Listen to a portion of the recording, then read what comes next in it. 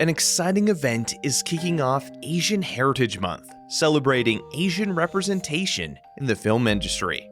Coming May 2nd to 5th in Calgary and May 24th to 26th in Winnipeg, the FascinAsian Film Festival is an opportunity to view both local and international films of Asian stories. And we have Alan Wong from the FascinAsian Film Festival to tell us more. Let's get into it. Thanks so much for having me. It's always a pleasure talking to you.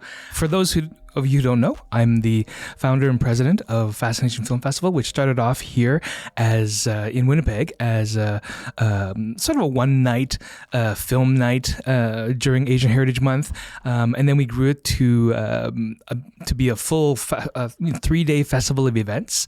It started off in the pandemic, so it was virtual first, but it was still pretty successful, and we ended up getting a lot of support from the community, from the local, not only like the ethnic community, but the film community as well.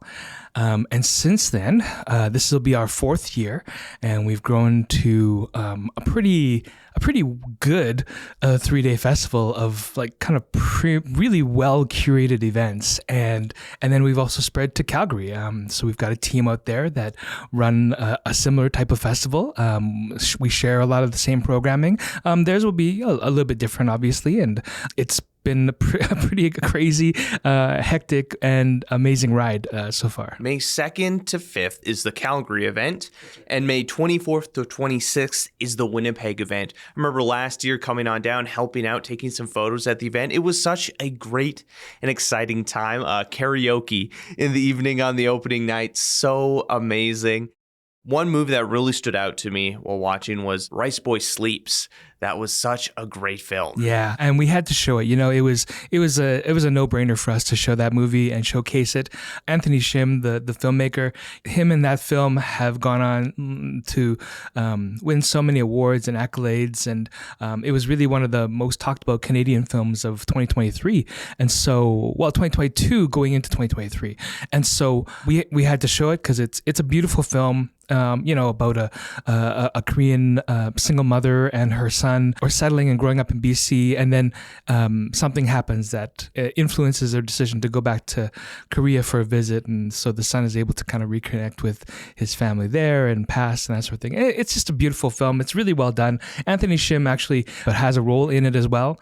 He comes from acting, and actually comes from theater. And so one of the things that we talked about when I was interviewing him was about the process for him, and he actually goes through quite a lot of rehearsals with the actors, similar to theater before filming, which I thought was really good and really kind of paid off for him because the performances are all fantastic in that movie. Remember you telling the story that it was like 3 a.m. when you were doing that interview with them? Yeah, because he was in Korea, and I'd arranged to do a pre-recorded interview with him to show after the film because he couldn't zoom in for the Q&A, and just because of the time difference, he was in Korea. And so it was something crazy like that.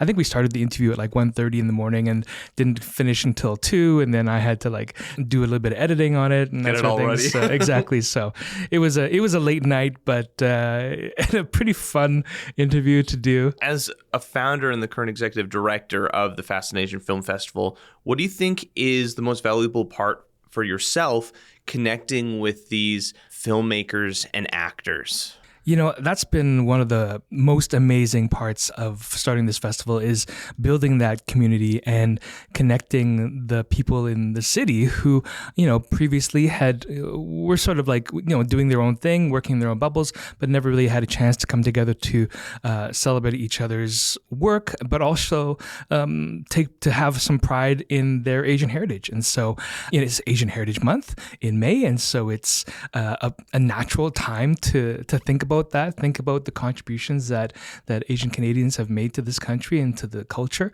And we still face some barriers. It's definitely getting a lot better, and we're going to discuss a lot of those things in one of the panels coming up on the 25th. We're doing an Asian representation in media panel with a bunch of distinguished panelists, and I can talk more about that a little bit later. But that's one of the topics we're going to cover. We're going to see how far have we come, and like, are things better now, and is the Asian representation we're seeing helping the broader community? We've had a lot of conversations in the past about representation in different films. I feel it's come a long way just from what I've noticed, because you look in the early 2000s and everything, the only real kind of leads who were Asians, or at least ones that stand out to me, at least in Western films, were like Harold and Kumar, sort of thing. Yeah. Otherwise, it was mostly just the non-white friend character off to the sides in lots of these films. Well, there was a lot of tokenism, in the early days, and a lot of incorrect sort of stereotypes or cliches that is in classic Hollywood and classic kind of mainstream media that was proliferated a lot. But nowadays, I think that it's gotten so much better. There's so much more authenticity in how those characters are portrayed, and not just with Asian characters, but with all characters of all races and all backgrounds, right, and all abilities. There's just way more authenticity and sensitivity being shown to those characters in stories, and I think that's a fantastic development and evolution of how media has progressed and what we want to see reflected in society now. You have way more diverse actors in demand now in the industry. People want to see these stories be told.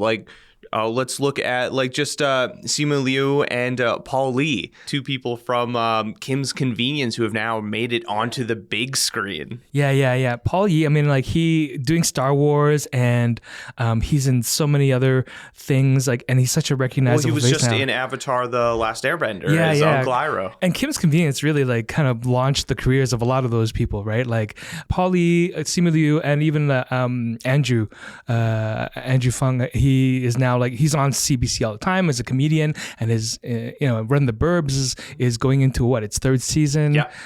Anyways, it's fantastic, and Paul's going to be in Winnipeg. For the comedy festival. Yeah, next week. I think this weekend, isn't he? I think it's this weekend he's in Winnipeg. Man, busy weekend. I know. I'll be in Calgary, unfortunately, but I won't be able to attend that show. But I think he's hosting the gala. So cool. Yeah.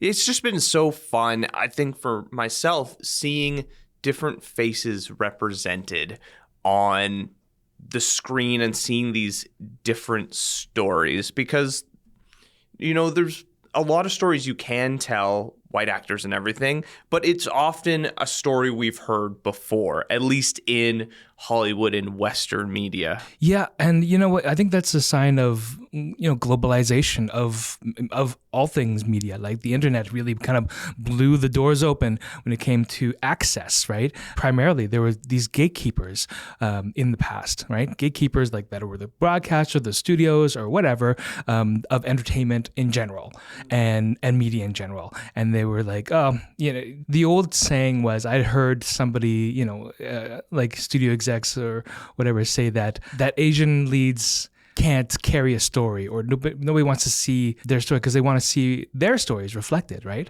They want to see their stories, and we cater to the majority.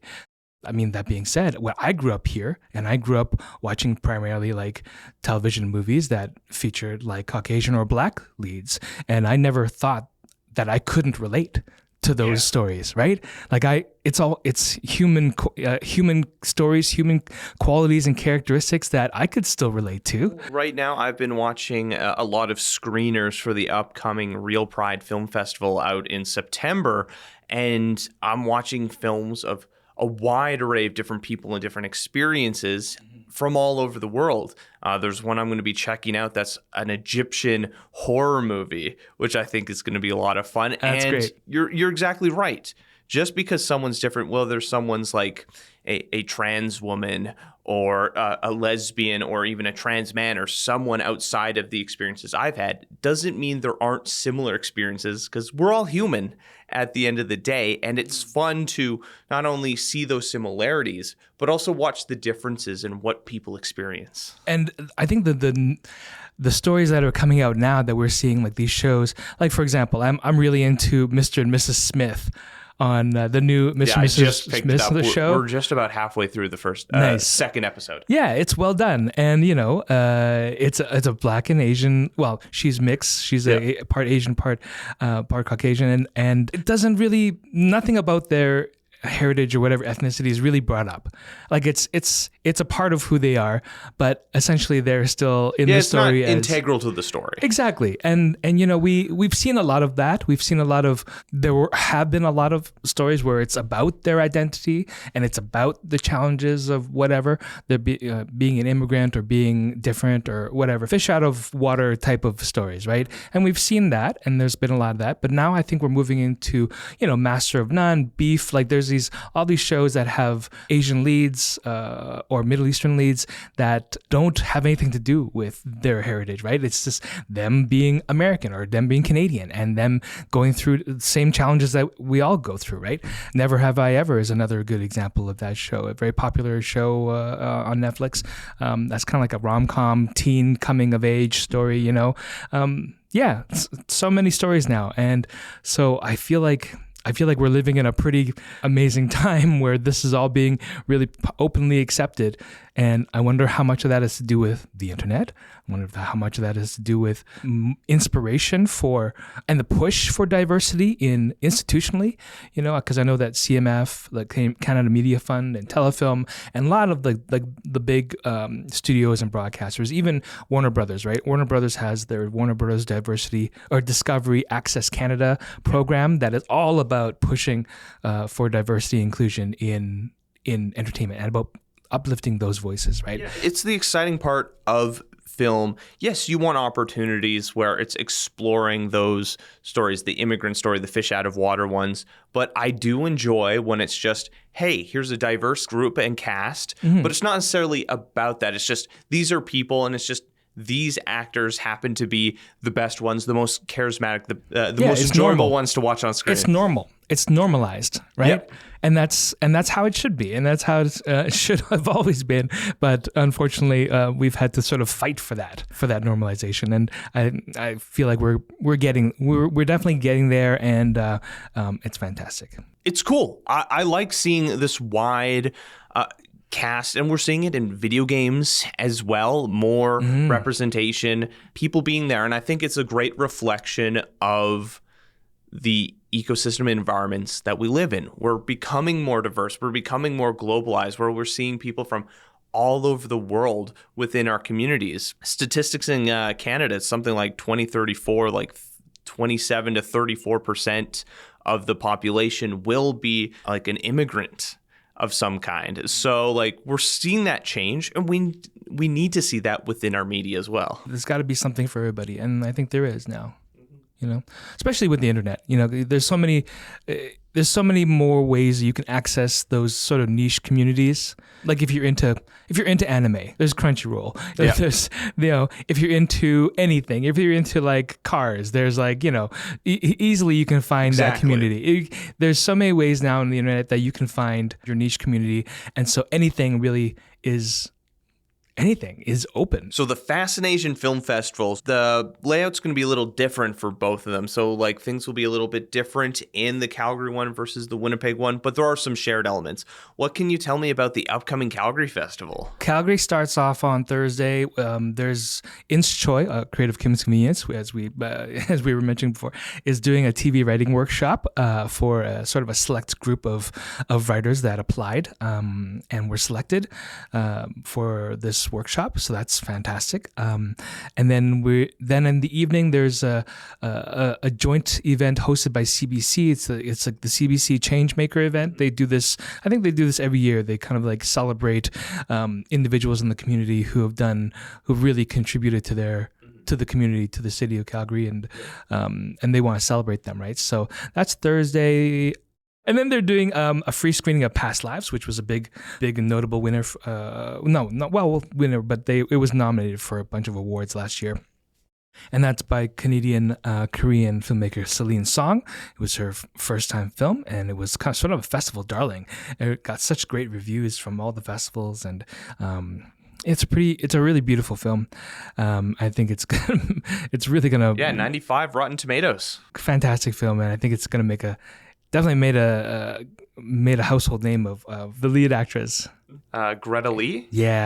Yeah, she's in everything now. Well, not everything, but I mean, like, I see her name more and more on different things. She was a voice in the last Spider-Man Across the Inside the Spider-Verse, something like the sequel, the Spider-Verse Spider-Man sequel. Across the Spider-Verse. Yeah. I'm horrible with names. But anyway, she's definitely doing more, and she's a really magnetic character. So I really like that film. They're doing a free screening of that, and then opening night is a feature film. It's same as Winnipeg too. Actually, opening night feature film is Rue, which is a Canadian film, French Canadian film, French language film about a Vietnamese family who settles in Quebec in the 70s during the whole like sort of boat people era, when lots of people were coming over from Vietnam because of politics and the war, and it's a really beautiful contemplative film that gives sort of like really just sheds a light on how that situation for some of those kids, because it's semi-autobiographical, based on a Governor General's literary award-winning novel by Kim Thuy, who will be doing an interview with. Oh, fantastic! And showing that interview at the end of the film, and then we're preceding that with a short film by the NFB called Boat People, which actually really is a fantastic little short 10-minute animated documentary about that, helped to give context to the film. I think that's the cool part about film festivals, that you have the opportunity to see such a wide variety of different content, from animated shorts to these sort of autobiographical, dramatical series. There's such a wide variety of different content that you won't necessarily find unless you're doing a deep dive in like Netflix or those other streaming services. Yeah, it's Netflix and them, like the streamers, they're still they're still commercial entities, and so they want to program films. They do program a lot of like, critically acclaimed films like documentaries and dramas and things that get nominated for Oscars and stuff like that. But a lot of these films, that they're not like they don't fit sort of like the mold for the Netflix is considering entertainment, they will kind of get passed over. And so festivals are really great for sort of curating and selecting these sort of hidden gems that you wouldn't necessarily see in the theaters. That being said, we also are not averse to showing and celebrating films that do get picked up and shown in theaters. Exactly. You want to see these grand films that everyone is watching, but you also want to see the more niche ones, or give people the opportunity to find them. Yeah, for sure. I mean, like Winnipeg and Calgary, we don't have a lot. Like Winnipeg has a really great French community, obviously, right? But where else are they going to be able to watch this French language film? If it isn't at a festival. There is a French festival, and so hopefully it gets shown there as well. But I'm not sure exactly when that is, but so there might be a couple opportunities, but that's really it. Yeah, there's a movie I watched a little while ago called Miss, a trans woman trying to win Miss France, and it was great. And then I was trying to find where to watch it afterwards, and it's like it's nowhere to be found. It's like, what? How am I supposed to watch these amazing films if, there's not an opportunity like a film festival to go to? Yeah, I think the internet, basically you're kind of relegated to it. But it's something different to have to be able to watch a film in a room, in a theater with other people, and have that shared experience, and have those. It sparks those conversations afterwards too, right? Because a lot of films will make you think, they'll make you feel things, and maybe hopefully reveal things to you that you may not have thought of before or knew before. And it really we always have, after each of our feature films in the evenings, we always do like receptions, with like appetizers and drinks and that sort of thing, so people can have that chance to like talk and talk about the films and share what it is they got from it, right? Because it's art, really. I think that's an experience that we've lost a lot of since the pandemic. Those opportunities to gather after a film. Like, I don't remember many films after, or like shows after like Game of Thrones, where people were like talking and anticipating the upcoming episodes and being like, okay, what's happening? What's going to happen? What do you speculate? Because with modern streaming, everything kind of comes out all at once, and you get people talking for a moment, but it kind of dies out after a while. So I love being able to watch and binge watch everything at the same time, but I think there is something lost that you don't have that anticipation. For sure. And I think that the in-person events are still struggling since the pandemic. I think the pandemic really elevated everyone's sort of sense of social anxiety. If you were, kind of not comfortable going out before that, you definitely were not comfortable going out afterwards. And so we've seen, I can speak like just generally in the arts, in theater, film, music, that we've seen definitely a decrease in the amount of people coming out to things, and that's partially because of a lot of different factors, right? Partially because of social, they don't feel as compelled to go out as much because they're set up at home with entertainment and that sort of thing. But it's also the inflation, probably, like the sign of the times. Economics right now. Yeah, things are just more expensive, exactly, to go out. And a fun little thing I've noticed just right now with upcoming films, we're seeing a ton of horror movies, like 4 or 5 each month coming to theaters. And I've been looking at the history of horror movies, and a lot of times when there's a lot of horror movies and they're doing well, it's during a recession or heading into a recession. So it's one of those canary in the coal mine sort of situations where, you're seeing they don't take a lot to make, and they're a great return on your investment because you're not spending a lot of money putting it into there, and usually get a little bit out of it. It's a good example of like a niche audience, right? There's not everybody is into horror, but people who are into horror are really into horror, right? So they'll go out to see it.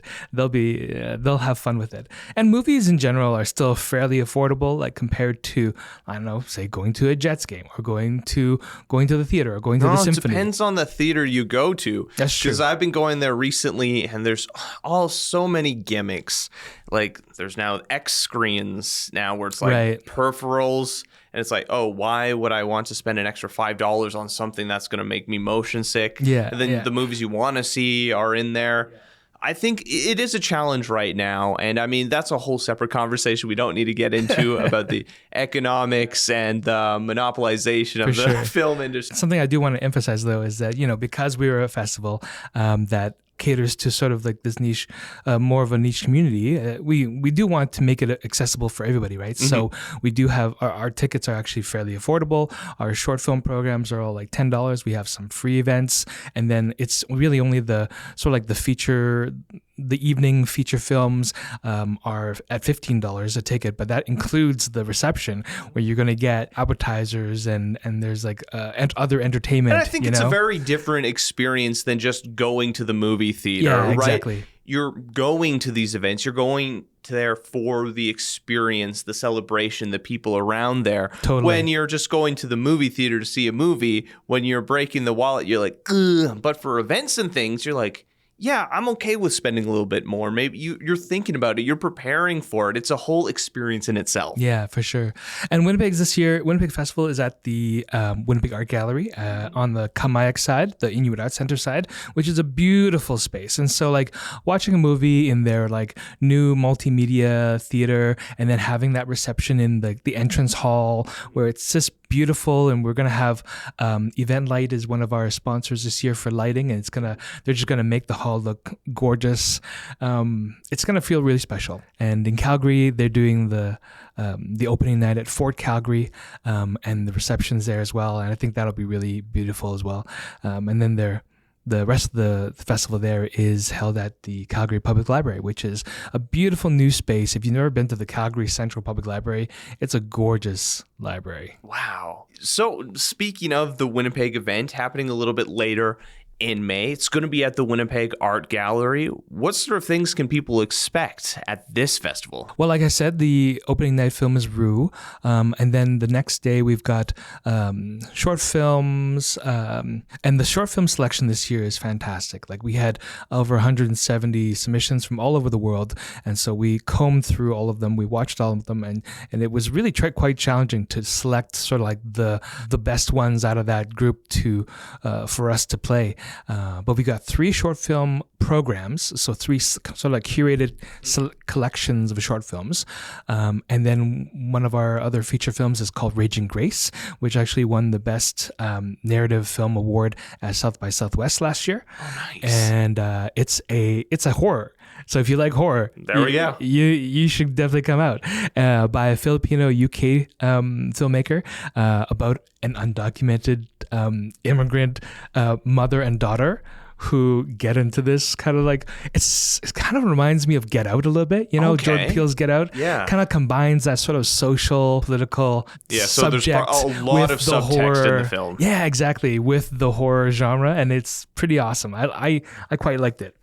And I'm not really into horror, but I still liked it. It's not that scary. There's a couple of jump scares, but it's more like almost like a psychological thriller as well. Oh, okay. You know? Exciting. So it's got that blend of horror and thriller, and I think it'll be very popular. And then, like I said, we've got that panel. That's on Saturday morning. Then the evening, we're doing a Manitoba celebration. We had so many great short films submitted from Manitoba filmmakers, and even though the core short films that were selected through the committee does include Manitoba filmmakers, there were so many more that we couldn't select for both festivals, right? For Calgary and Winnipeg. So we basically said, okay, let's put together a special program just of these other Manitoba short films to play, and it'll be great. It'll be a big party. People will bring their friends and family out. You know, it'll be a great time, and we'll be able to celebrate them. And I know we've got some local filmmakers that are going to be showcased in these as well, right? Yeah, so we have 3 local filmmakers that have films in the sort of like the juried selection of films. Well, the first one is MC de Natividad, and she has a documentary called Boomalik, To Go Back, that is playing, and it's about her own sort of personal journey to rediscover or rediscover her language. And through that, there's a lot of connections to culture and history and family and that sort of thing. It's really beautiful. And then Ian Bawa has a new film there that actually just premiered at Slam Dance, which is another film festival that's kind of on at the same time as Sundance. Okay. In Utah, and so, but it's more on the indie side, and it's actually a very personal film as well, about a family mourning their deceased mother and seeing shadows of her in places. I don't want to give too much away, so that's all I'll say. But and then Quan Luong, who is a Vietnamese local filmmaker, he has a beautiful documentary called Tailor Made about Tam's Tailor.